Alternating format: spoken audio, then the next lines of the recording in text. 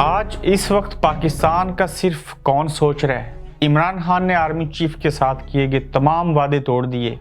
रियासत बामुकाबला अवाम आपस में जारी है।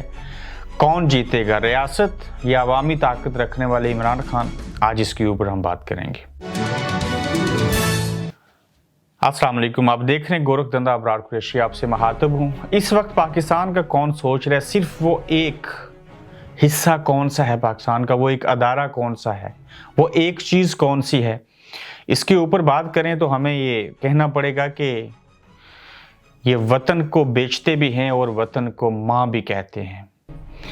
यानी कि जब माँ बीमार हो जाए तो उसका इलाज करवाना होता है, उसको अस्पताल लेके जाना होता है, लेकिन हमारे पाकिस्तान के अंदर जो माँ वतन जैसी बीमार है उसका इलाज नहीं, उसके ऊपर ये नासूर बन के बैठ के इस मुल्क को कहा गया दिवालिया हो जाएगा। ये मुल्क जो है वो करप्शन की नज़र हो गया। हम इस मुल्क को ठीक करेंगे, फलां ने महंगाई की थी, मगर इसी मुल्क के अंदर जो निसफ से ज़ायद कबीना बगैर किसी पोर्टफोलियो के उनको टीए डीए और मराहत मिल रही और दूसरी जानब आवाम का कचूमर निकल रहा है। एक तरफ कराची के अंदर ना सिर्फ गंदगी के ढेर लगे हैं बल्कि जगह जगह मुतासरीन सैलाब आपको सिंध के अंदर नजर आएंगे। दूसरी जानिब आप अमेरिका के अंदर जाके $1600 देके पर डे वहाँ पे होटलों में रहते हैं, जबकि पाकिस्तान के अंदर आवाम को खाने को नहीं मिल रहा। आपके मुल्क के अंदर सवात में जो सूरत हाल है आप उससे बाखबर होंगे, मगर दूसरी जानिब जहाँ KPK और गिलगित बल्तिस्तान के अंदर मसल्ला जत्थे आके जमा हो गए, वहीं पे आप मुल्क के अंदर ऑडियो लीक और वीडियो लीक कर रहे हैं। जहां पे आपने एक मुल्क के वज़ीर-ए-आज़म की बातचीत होने को भी सिक्योरिटी रिस्क बना दिया, वहीं पे आपने जो मुजरिम बनाए थे, जो मुल्ज़िम कहे थे, उनको रिलीफ दे के जेलों से बाहर निकाल दिया और उनको इक़्तिदार में लेके आ गए। जिस मुल्क के अंदर जो रखवाले थे, जिन सियासतदानों ने ओथ लिया था, जिस आर्मी ने हल्फ उठाया था कि मैं मुल्क की सरहदों का महफूज होऊंगा, वो सियासत में आ गए। जिस वज़ीर-ए-आज़म ने कहा था कि मैं हल्फ लेता हूँ कि मैं अपने मुल्क, कौम और मजहब का वफादार रहूंगा, वो सियासतदान करप्शन करके मुल्क से ही भाग गया। एक दफ़ा जहाज़ में बैठ के वापस गया और दूसरी दफ़ा भी उसी जहाज़ में बैठ के वापस आ गए। कहा गया कि हम इस मुल्क और कौम की बेहतरी के लिए काम करेंगे, हल्फ दिए, फिर हल्फ तोड़ा, कफारा और हलाला करते रहे और सियासतदानों ने और बाकी इदारों ने मिल के जिसको माँ जैसी रियासत कहते थे, उसी रियासत के अंदर से चीज़ों को निचोड़ के सब कुछ करके उसका सत्यानाश कर दिया। इस सारे अमल के दौरान अगर सियासतदान एक दूसरे के खिलाफ हुए, अगर सियासतदान एक्सपोज हुए, अगर इनके ऊपर केसेस बने, अगर इस्टेब्लिशमेंट भी एक्सपोज हुई, अदलिया ने भी रात को अदालतें खोली, तो हमें देखना ये पड़ेगा कि ये मीडिया भी मुल्की जो हमारा है, ये तकसीम दर तकसीम है, इसकी भी अपनी सियासी पार्टियां हैं, इनके भी अपने ज़ाती मफादात हैं। तो इस सारे अमल में जहाँ सियासतदान, अदलिया, इस्टेब्लिशमेंट, मीडिया सब हमें मुल्क के वफादार नज़र नहीं आती, तो इस सारे अमल के अंदर वो एक कौन है जो इस मुल्क का महफूज है?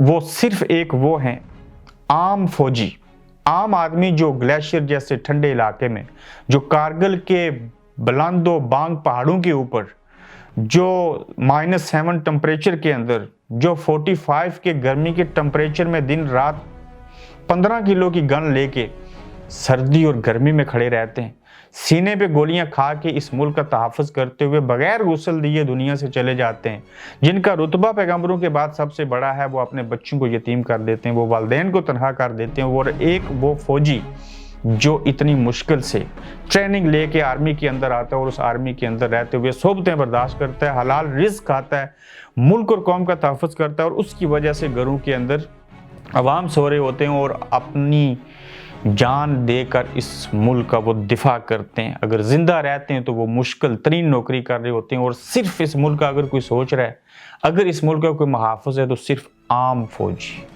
इसमें ख़ास नहीं, इसमें सिर्फ आम फौजी को मैं इस चीज़ का क्रेडिट दूंगा। और बाकी जितने भी हमने देखे, कोई लॉन्ग मार्च करना चाहता है, कोई इक़्तिदार में आना चाहता है, किसी को केस ख़त्म करने होते हैं, कोई ज़ात के लिए सोचता है और कोई अपनी पार्टी के लिए सोचता है और कोई इक़्तिदार के लिए सोचता है। जितना कुछ हो रहा है ये एक सारा खिलवाड़, मफादात की जंग, इसमें मुल्क और कौम पीछे रह गए और जो आपकी बीमार माँ है वो बिस्तर मर्ग पे ही पड़ी रहेगी। इसका क्या हाल होगा ये आप लोग मुझे कमेंट्स में बता सकते हैं कि आपके नज़दीक इस वक्त पाकिस्तान के अंदर पाकिस्तान का कौन सोच रहा है। अब बात कर लेते हैं, इमरान खान ने आर्मी चीफ से किए गए तमाम वादे तोड़ दिए। बिल्कुल, मैं सच बोल नहीं सकता, झूठ मैं कह नहीं सकता। एक इंटरव्यू में इमरान खान ने कहा था, उसका मतलब था हाँ मैंने आर्मी चीफ से मुलाकात की, मुलाकात के दौरान चीज़ें तय हुई थी, आपने आर्मी के खिलाफ नहीं बोलना, असासदारों के खिलाफ नहीं बोलना। जब ऑडियो लीक की, सब कुछ कह दिया कि मैं मुल्क का वज़ीर आज़म था, मेरी ऑडियो आपने बाय लॉ रिकॉर्ड करनी थी, आपने की, लेकिन उसको रिलीज़ कर देना ये दुनिया के किसी कानून में, आइन में नहीं लिखा हुआ। और पेंटागन और सारी एजेंसी जो हैं वो रिकॉर्डिंग करती हैं, मुल्की इंटरेस्ट के साथ होता है, लेकिन मुल्क को ही दाव के ऊपर लगा दें एक शख्स की बुग्ज़ और अनाद के अंदर, तो फिर ये गलत बात है। और इमरान खान ने ये वादा तोड़ा कि उन्होंने आर्मी के खिलाफ, इस्टेब्लिशमेंट के खिलाफ बोलना बंद ना किया। बोलना बंद उस वक्त करते जब इन खान साहब को भी रिलीफ मिलता। रिलीफ क्या था? केसेस ना बनाओ चूंकि झूठे बना रहे हो, नाहल नहीं करो चूंकि नवाज शरीफ के साथ भी आपने ऐसे किया था, इलेक्शन टाइम पे करवा दो आपकी बड़ी मेहरबानी होगी, धांधली नहीं करो, पाकिस्तान इलेक्शन कमीशन के अंदर इस्लाहात लेके आओ। ये वादे थे, ये इरादे थे, दूसरी जानब ये चीज़ कही गई थी, तो वो वादे टूट गए। एक तरफ रियासत और दूसरी जानब अवाम। इमरान खान अवाम के ज़रिए रियासत का मुकाबला करना चाहते हैं, मैं उसको रियासत ही कहूँगा। क्या इन दोनों में से कौन जीतेगा? तारीख शायद है कि रियासत जीती। तारीख गवाह है कि जिसने रियासत के साथ टकराने की कोशिश की वो तहस नहस हो गया। लेकिन क्या इस वक्त वो जो रियासत है उसके अंदर भी पर्सनल इंटरेस्ट हैं, एक ग्रुप इधर और एक उधर? कौन चाहता है कि इमरान खान जो है वो क्रैश होना चाहिए, कौन चाहता है कि नहीं होना चाहिए? आखिर अवामी ताकत के साथ साथ इमरान खान को कहीं और से भी ताकत मिल रही है। आज वर्स्ट तरीन शर्कपुर के अंदर तकरीर की इमरान खान ने, उसमें भी उन्होंने वही चीज़ें कही जो कुछ मैं आपके सामने बयान कर रहा हूँ कि मेरे खिलाफ जो कुछ किया जा रहा है मैं नहीं डरूंगा, मैं नहीं घबराऊंगा, मैं आगे बढ़ूंगा। फिर अगर रियासत और इमरान खान आपस में टकरा रहे हैं और अवामी ताकत के ज़रिए चीज़ों को लेके आगे बढ़ रहे हैं, तो देखना ये होगा कि क्या अवाम भी लंबे अरसे तक इमरान खान का साथ दे सकेंगी या कि वो फिर ऑडियो और वीडियो की जद में आके इमरान खान को बुरा समझना शुरू हो जाएंगे। हालात इस वक्त ऐसे हैं कि ये 70s का दौर नहीं है, डिजिटल मीडिया का दौर है, 21वीं सदी है। और इसके अंदर बार बार ये कहा कि तमाम इदारे, इस्टेब्लिशमेंट, मीडिया, सियासतदान तमाम एक्सपोज हो चुके हैं। कौन किसके साथ डील कर रहा है, मैं भी आम सा आदमी आपके कैमरे के सामने बैठ के सब कुछ बता रहा होता हूँ कि पाकिस्तान के अंदर डील भी होती है, मफादात की सियासत भी होती है, हक और सच की सियासत भी होती है, लेकिन ये हमें देखने को बहुत कम मिलती है।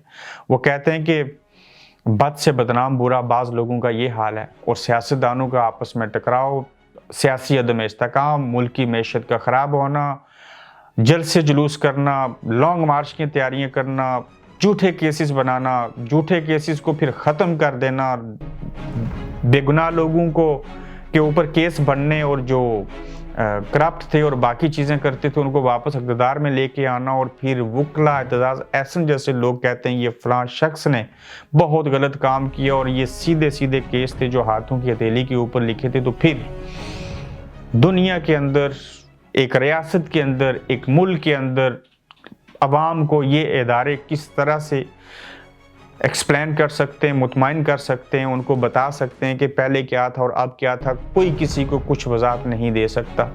आखिरी जुमला एक सहाफ़ी ने जो है वो 25 बिलियन की करप्शन आर्मी के अंदर जो डिपार्टमेंट में होती है उनको भी सामने लेके आए। ये किस्सा कहानी क्या है, इसके ऊपर भी बात करेंगे। और अपना ख्याल रखिए, अपना फीडबैक दीजिए, और अगले एपिसोड में आपसे फिर मुलाकात होगी। आप देख रहे हैं गोरखधंधा अब्रार कुरैशी के साथ।